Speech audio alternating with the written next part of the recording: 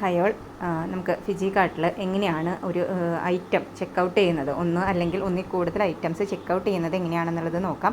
അതിനായിട്ട് നമ്മൾ നമ്മളുടെ സ്റ്റോറിൽ പ്രോഡക്റ്റ്സ് ഏതൊക്കെയാണെന്നുള്ളത് ലിസ്റ്റ് ചെയ്യുന്ന പേജിലേക്ക് വരിക.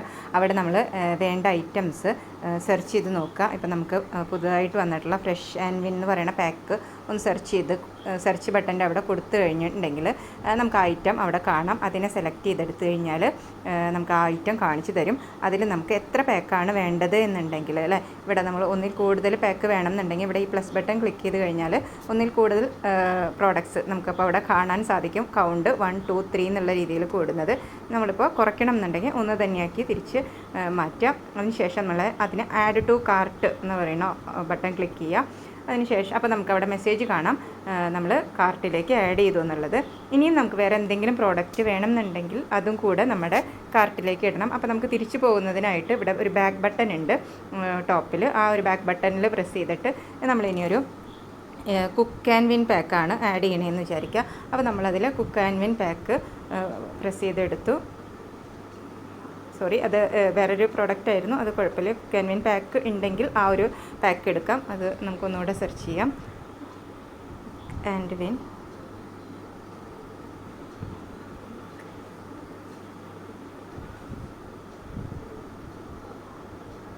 പാക്ക് ഓക്കെ, ഫിജി കാർട്ട് എക്സ്ക്ലൂസീവ് എന്ന് പറഞ്ഞിട്ട് കുക്ക് ആൻഡ് വിൻ പാക്ക് ഉണ്ട്. അപ്പോൾ അതിൽ ഞാൻ രണ്ടാമത്തെ പാക്കാണ് സെലക്ട് ചെയ്തത്. അതിൻ്റെ സെയിൽസ് വോളിയം എന്ന് പറയുന്നത് 10 സെയിൽസ് വോളിയാണ്. അപ്പോൾ നമ്മൾ ആ ഒരു കുക്ക് ആൻഡ് വിൻ പാക്കും കൂടെ നമ്മൾ എന്ത് ചെയ്യാണ്, കാർട്ടിലേക്ക് ആഡ് ചെയ്യാണ്. ഒരു ക്വാണ്ടിറ്റിയാണ് ഞാൻ ചൂസ് ചെയ്തിട്ടുള്ളത്. അങ്ങനെ ആഡ് ടു കാർട്ട് ചെയ്തു. അതിനുശേഷം അപ്പോൾ നമുക്ക് 2 ഐറ്റം നമ്മൾ പ്രോഡക്റ്റ് കാർട്ടിലേക്ക് ഇട്ടിട്ടുണ്ട്. ഓൾറെഡി ഇവിടെ ഈ കാർട്ടിൽ വേറെയും പ്രോഡക്റ്റ് എടുക്കുന്നത് കൊണ്ടാണ് ഇവിടെ കാർട്ട് എന്ന് പറയുന്നിടത്ത് 5 എന്ന് കാണിച്ചിരിക്കുന്നത്. നമുക്ക് നോക്കാം എന്താണ് ഇപ്പോൾ വേറെ പ്രോഡക്റ്റ് എടുക്കുന്നത് എന്നുള്ളത്. ഓൾറെഡി ഇതിൽ ഷൈൻ ആൻഡ് വിൻ പാക്ക് എടുക്കുന്നുണ്ട്. നമുക്കത് ആവശ്യമില്ല എന്നുണ്ടെങ്കിൽ അതിന് നമുക്കിവിടെ ഒരു ഇൻറ്റു മാർക്ക് ഉണ്ട്, അത് കൊടുത്ത് റിമൂവ് ചെയ്യാം. അതല്ല എന്നുണ്ടെങ്കിൽ നമുക്കതിലൊരു ഐറ്റം ഒരു ക്വാണ്ടിറ്റിയാണ് വേണ്ടത്, ഒരു സെറ്റ് ഷൈൻ ആൻഡ് വിൻ പാക്കാണ് വേണ്ടതെന്നുണ്ടെങ്കിൽ അത് 1 എന്ന് കൊടുത്തിട്ട് റിഫ്രഷ് ബട്ടൺ ഉണ്ട് അവിടെ.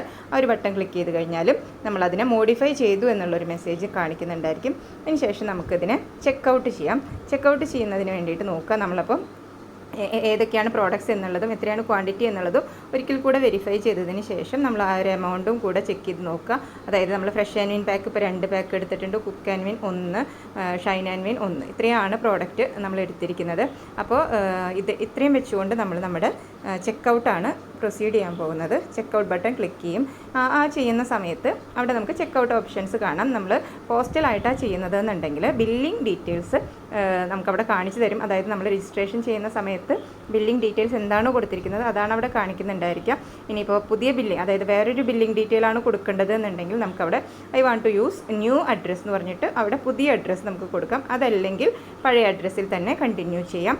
അതുപോലെ തന്നെ നമ്മളുടെ ഡെലിവറി ഡീറ്റെയിൽസ് എന്ന് പറഞ്ഞത് ഒരു പക്ഷേ നമ്മൾ രജിസ്റ്റർ ചെയ്തിട്ടുള്ള സ്റ്റോറിലൂടെ വേറൊരാൾക്ക് പോസ്റ്റലായിട്ട് അയച്ചു കൊടുക്കാനാണ് ഉദ്ദേശിക്കുന്നത് എന്നുണ്ടെങ്കിൽ അവിടെ നമ്മൾ ആ address I want to use new address എന്ന് പറയുന്നതിൽ ഡീറ്റെയിൽസ് എല്ലാം കൊടുത്ത് ആഡ് ചെയ്യാനായിട്ട് സാധിക്കും. എന്നിട്ട് നമ്മൾ കണ്ടിന്യൂ ചെയ്യാനായിട്ട് പറ്റും.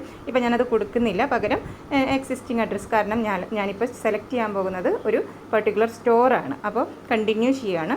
അതുപോലെ തന്നെ ഇവിടെ നമ്മൾ പോസ്റ്റലായിട്ടാണ് വരുന്നത് എന്നുണ്ടെങ്കിൽ ഒരു ഫ്ലാറ്റ് ഷിപ്പിംഗ് റേറ്റ് ഉണ്ടായിരിക്കും, 200 രൂപ എന്നുള്ളതും ഇവിടെ കാണിക്കുന്നുണ്ട്. കണ്ടിന്യൂ ചെയ്യാം. ഇനി നമ്മൾ ഏതാണ് പേയ്മെൻറ്റ് മെത്തേഡ് എന്നുള്ളതാണ്. നമ്മൾ സ്റ്റോർ പിക്കപ്പ് വിത്ത് നെറ്റ് ബാങ്കിങ് എന്നുള്ള ഓപ്ഷനാണ് എടുക്കുക.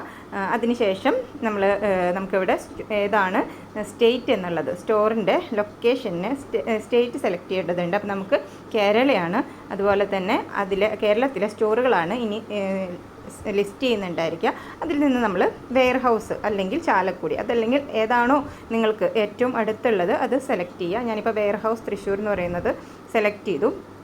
അതിനുശേഷം ടേംസ് ഓഫ് യൂസ് എന്ന് പറഞ്ഞിട്ടുള്ള ഒരു ചെക്ക് ബോക്സ് ഉണ്ട്, അതിലൊന്ന് ടിക്ക് ചെയ്ത് കൊടുത്ത് നമുക്ക് കണ്ടിന്യൂ ചെയ്യാം. ഒന്നുകൂടെ കൺഫേം ചെയ്യുക നമ്മൾ എടുത്തിരിക്കുന്ന സ്റ്റോറ്, അതുപോലെ തന്നെ അത് നമ്മുടെ സ്റ്റേറ്റ്, ഇതെല്ലാം കറക്റ്റാണ്. സ്റ്റോർ പിക്കപ്പ് വിത്ത് നെറ്റ് ബാങ്കിങ് ആണ് നമ്മൾ എടുത്തിരിക്കുന്നത്. ഇതെല്ലാം നമ്മൾ ഉറപ്പുവരുത്താം. ദെൻ കണ്ടിന്യൂ ക്ലിക്ക് ചെയ്യാം. ഇത്രയും ചെയ്ത് കഴിയുന്ന സമയത്ത് നമ്മൾ എന്തെങ്കിലും പ്രോഡക്റ്റ്സ് പെൻഡിങ്ങോ സ്റ്റോക്ക് ഇല്ല എന്നൊക്കെ ഉണ്ടെങ്കിൽ ഒരു മെസ്സേജ് ഒരു പക്ഷേ കാണിക്കും. അതല്ലെങ്കിൽ ഈ ഒരു രീതിയിലാണ് നമുക്ക് കൺഫേം ഓർഡർ എന്ന് പറയുന്ന ഒരു ബട്ടൺ അവിടെ വരും. അപ്പോൾ നമ്മൾ ആ കൺഫേം ഓർഡർ എന്ന് പറയുന്ന ബട്ടണിലൊന്ന് പ്രസ് ചെയ്ത് കൊടുക്കുക എന്നുള്ളതാണ്. അപ്പോൾ നമ്മുടെ ടോട്ടൽ ബിൽ എമൗണ്ടൊക്കെ കൃത്യമായിട്ട് വന്നിട്ടില്ലേ എന്നുള്ളത് കുറച്ച് ഇങ്ങോട്ടൊന്ന് മൂവ് ചെയ്ത് നോക്കിക്കഴിഞ്ഞാൽ സ്ക്രീനിൽ ലെഫ്റ്റിലേക്കും റൈറ്റിലേക്കും മൂവ് ചെയ്ത് നോക്കിയാൽ നമുക്ക് കാണാനായിട്ട് സാധിക്കും. ദെൻ നമ്മൾ കൺഫേം ഓർഡർ പ്രസ് ചെയ്യുകയാണ്. അപ്പോൾ മാത്രമാണ് നമുക്കൊരു പേയ്മെൻറ്റ് ഗേറ്റ് വേയിലേക്ക് റീഡയറക്റ്റ് ചെയ്യുന്നുണ്ടായിരിക്കാം. അപ്പോൾ അവിടെ നമ്മൾ ഒരു ക്രെഡിറ്റ് കാർഡാണോ യൂസ് ചെയ്യുന്നത്, കാരണം ഇത് ഡിഫോൾട്ട് HDFC ബാങ്കിൻ്റെ ഒരു പേയ്മെൻറ്റ് ഗേറ്റ് വേ ആണ് കാണിക്കുന്നത് എന്നുള്ളത് കൊണ്ട് തന്നെ അവരത് ചോദിക്കുകയാണ്, HDFCയുടെ ക്രെഡിറ്റ് കാർഡാണോ യൂസ് ചെയ്യുന്നത് എന്നുള്ളത്. ആണെങ്കിൽ യെസ് എന്ന് പറഞ്ഞ് കണ്ടിന്യൂ ചെയ്യാം. അതല്ല നമ്മൾ ചിലപ്പോൾ നമ്മൾ ഗൂഗിൾ പേ വഴിയോ ഫോൺ പേ വഴിയോ അതല്ലെങ്കിൽ വേറെ ഏതെങ്കിലും ഡെബിറ്റ് കാർഡോ ക്രെഡിറ്റ് കാർഡോ യൂസ് ചെയ്തിട്ടോ ഒക്കെ ആയിരിക്കാം നമ്മൾ പേയ്മെൻറ്റ് ചെയ്യുന്നുണ്ടായിരിക്കാം. നമ്മളതിനെ ക്ലോസ് ചെയ്യാം. ഓക്കെ, എന്നിട്ട് പേ വിത്ത് എന്ന് പറഞ്ഞിട്ട് ഇവിടെ ഒരു ഓപ്ഷൻ കാണാം. അതിൽ ഒന്ന് ടച്ച് ചെയ്ത് കഴിഞ്ഞാൽ നമ്മളൊന്ന് മുകളിലേക്കൊന്ന് സ്ക്രോൾ ചെയ്ത് കഴിഞ്ഞാൽ ഏറ്റവും താഴെയായിട്ട് UPI എന്ന് പറഞ്ഞിട്ടുണ്ടായിരിക്കും. ആ മെത്തേഡാണ് ഇപ്പോൾ ഞാൻ കാണിച്ചു തരാനായിട്ട് പോകുന്നത്. കാരണം മോസ്റ്റ്ലി എല്ലാവരും ചെയ്യുന്ന അല്ലെങ്കിൽ എളുപ്പത്തിൽ ചെയ്യുന്ന രീതി എന്ന് പറയുന്നത് മിക്കവാറും ഗൂഗിൾ പേ ആയിരിക്കും. അപ്പോൾ നമ്മൾ ഗൂഗിൾ പേ എന്ന് പറയുന്ന ഓപ്ഷൻ എടുത്തിട്ട് നമ്മുടെ ID അറിയില്ല എന്നുണ്ടെങ്കിൽ, ആ ഒരു സ്റ്റെപ്പ് ഞാനിതിൽ ഇൻക്ലൂഡ് ചെയ്തിട്ടില്ല, ID അറിയില്ല എന്നുണ്ടെങ്കിൽ നമ്മൾ ഗൂഗിൾ പേയിൽ പോയിട്ട് നമ്മുടെ UPI ID ഏതാണെന്നുള്ളത് നമ്മൾ സെർച്ച് ചെയ്ത് നമുക്ക് അവിടെ തന്നെ കാണാനായിട്ട് സാധിക്കും. ആ UPI ID വെച്ച് നമ്മൾക്ക് എന്ത് ചെയ്യാം, ഇവിടെ ടൈപ്പ് ചെയ്ത് കൊടുക്കാം. ഇപ്പോൾ എൻ്റെ UPI ID എന്താണെന്നുള്ളത് അത് നമ്മൾ കൊടുക്കുന്നു.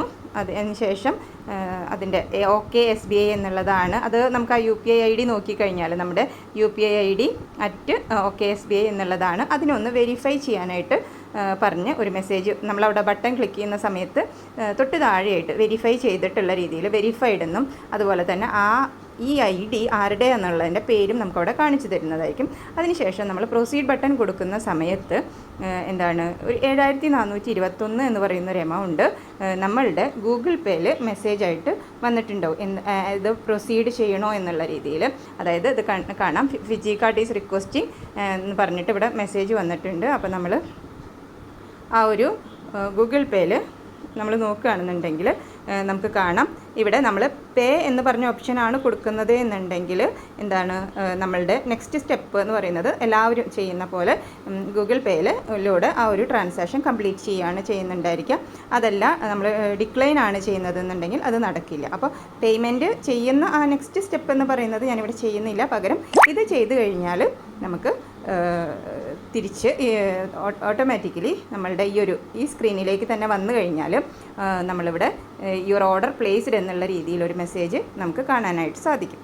അപ്പോൾ ഇതാണ് നമ്മൾ നോർമലി ഒരു ചെക്കൗട്ട് ചെയ്യാന്നുള്ള ആ ഒരു സ്റ്റെപ്പിൽ ചെയ്യുന്നത്. ഇങ്ങനെയാണ് നമ്മൾ ഒരു UPI അല്ലെങ്കിൽ ഒരു ഗൂഗിൾ പേ മെത്തേഡിലൂടെ അല്ലെങ്കിൽ ഫോൺ പേ മെത്തേഡിലൂടെ നമുക്ക് ഒരു ചെക്കൗട്ട് ചെയ്യാനായിട്ട് സാധിക്കുക. അതല്ല ക്രെഡിറ്റ് കാർഡോ ഡെബിറ്റ് കാർഡോ ആണ് നമ്മൾ ചൂസ് ചെയ്യുന്നത് എന്നുണ്ടെങ്കിൽ അവിടെ അതിൻ്റെ ഡീറ്റെയിൽസ് കൊടുത്തു കഴിഞ്ഞാലും നമുക്കൊരു OTP കൂടെ വരും. നമ്മൾ ആ ഒരു ക്രെഡിറ്റ് കാർഡിൻ്റെ അല്ലെങ്കിൽ ഡെബിറ്റ് കാർഡിൻ്റെ മൊബൈൽ നമ്പറിലേക്ക് ഒരു OTP വരും. ആ OTP സബ്മിറ്റ് ചെയ്യുന്ന സമയത്ത് ആ എമൗണ്ട് നമ്മളിൽ നിന്ന് ഡിഡക്റ്റ് ആവും.